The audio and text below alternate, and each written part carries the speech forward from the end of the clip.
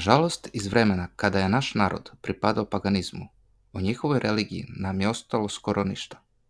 Nije ostalo nikakvih pisanih spomenika, a ta praznina nije bila naknadno popunjena.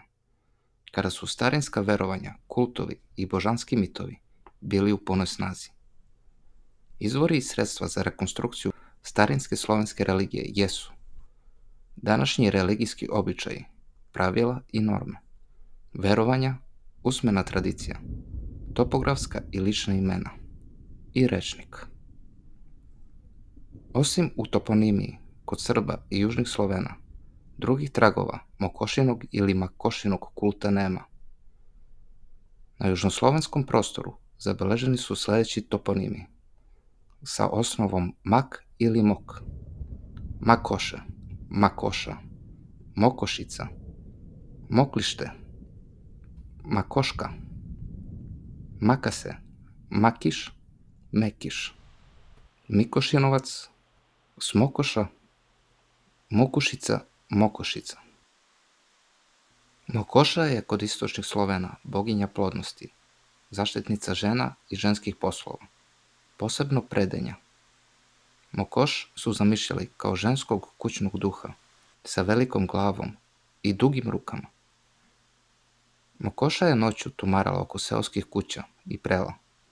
Kult Mokoše, zaštitnice ovaca i predenja, održalo se u severno-ruskim i ukrajinskom folkloru sve do 19. veka.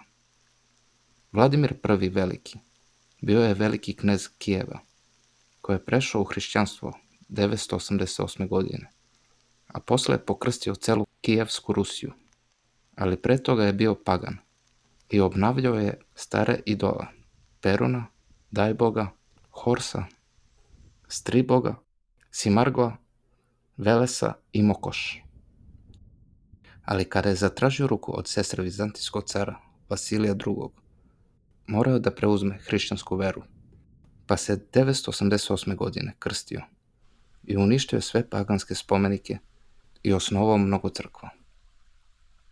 Ali Mokoš kao predilja može se posmatrati kao boginja sudbine, tako da možemo da je vidimo i u vidu triju sestara suđaja ili rođenica i da one čine celinu koja je Mokoš: mladost, srednja doba, starost.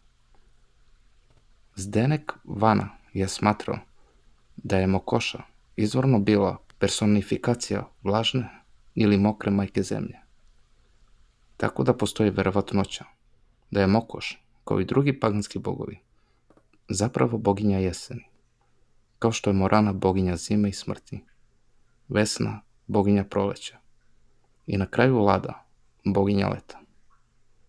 Nadam se da vam se svidao ovaj video. Zdravo!